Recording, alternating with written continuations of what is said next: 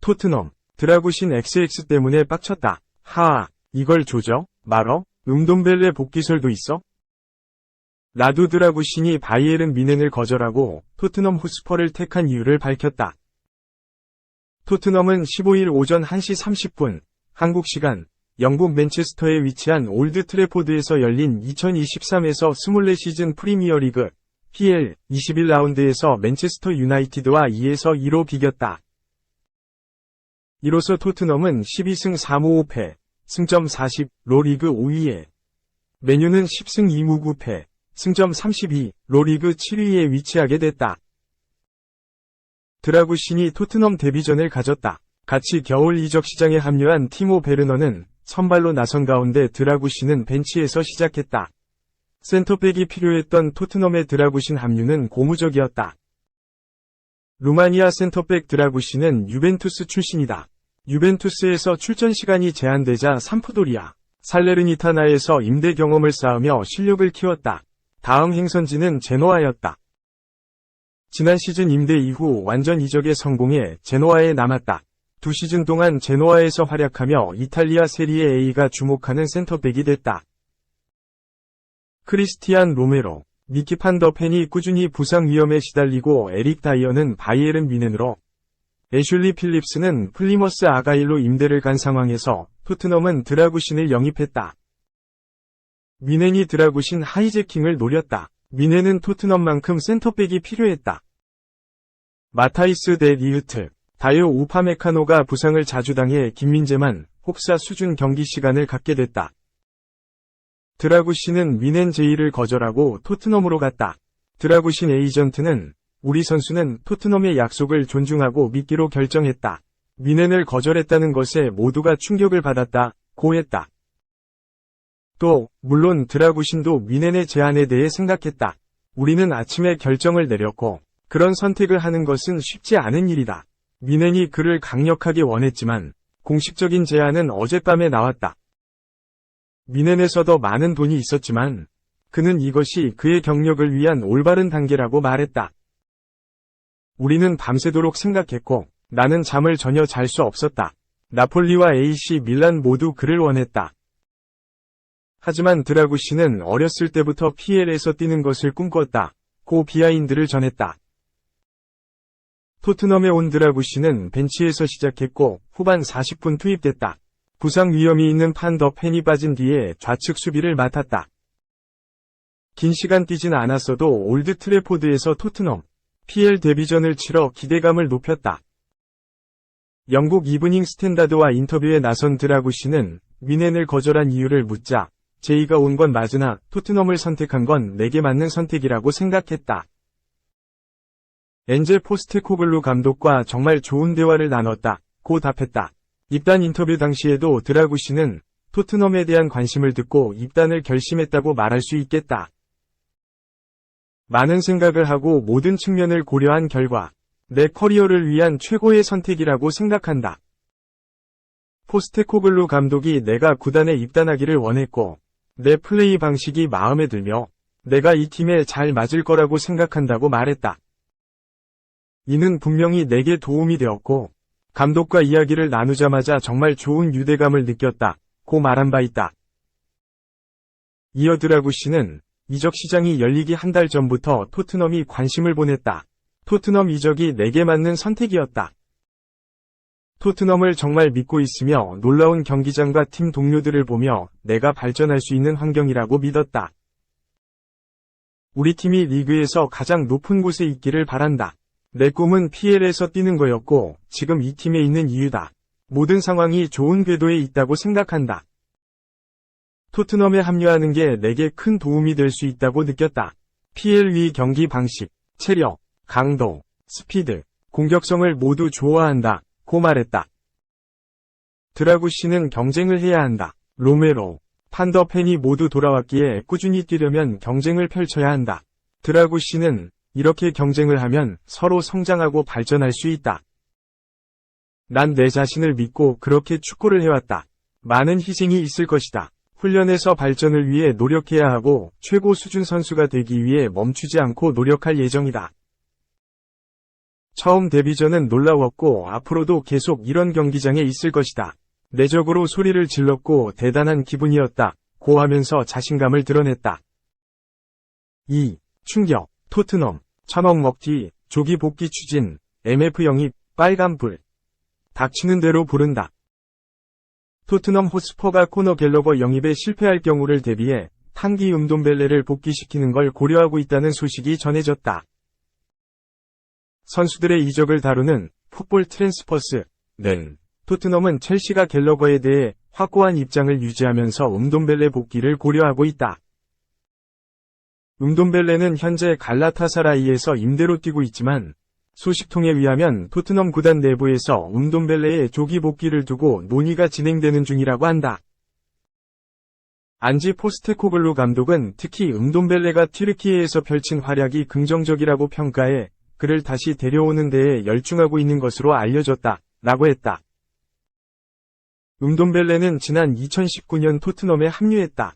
올랭피크 리옹에서의 활약을 본 토트넘은 은돔벨레를 영입하기 위해 옵션을 포함해 무려 7천만 유로, 약 1,008억라는 거액의 이적료를 지불했다. 이는 토트넘 클럽 레코드에 해당하는 금액이었다. 은돔벨레가 프랑스 리그앙에서 좋은 모습을 보여줬고 클럽 레코드 이적료를 기록하며 토트넘에 합류했기 때문에 은돔벨레를 향한 기대는 상당했다. 하지만 은돔벨레는 기대에 걸맞은 활약을 하지 못했다. 첫 시즌 프리미어리그 21경기에 출전해 2골 2도움을 기록하는 데 그쳤고 이듬해에도 33경기에서 3골 2도움만을 올렸다. 반복되는 부상으로 경기력에 기복이 생겼고 2시즌도 채 지나지 않아 팬들 사이에서는 은돔벨레를 매각해야 한다는 목소리가 나오기 시작했다. 조세 무리뉴 감독과 누누 에스피리투 산투 감독 체제에서 자리를 잡지 못했던 은돔벨레는 안토니오 콘테 감독의 눈에 드는 데에도 실패했다. 결국 은돔벨레는 2021에서 22시즌 친정팀 리옹 임대를 선택했지만 리옹에서도 부활하지 못했다. 지난 시즌에는 이탈리아 세리에 A 나폴리에 임대로 합류해 교체로 여러 차례 경기를 소화하며 나폴리가 33년 만에 리그 우승을 차지하는 과정에 기여했지만 은돔벨레를 높게 평가하지 않은 나폴리는 그를 완전 영입하지 않았다. 포스테코글루 감독도 토트넘 부임 초기에 은돔벨레를 플랜에서 제외했다. 은돔벨레는 3시즌 연속으로 임대를 떠났다. 이번에는 튀르키예의 명문 갈라타사라이였다. 입단 당시 클럽 레코드를 기록한 은돔벨레는 이미 팬들 사이에서 최악의 영입으로 꼽히고 있었다. 은돔벨레는 갈라타사라이에서 반등을 노렸다.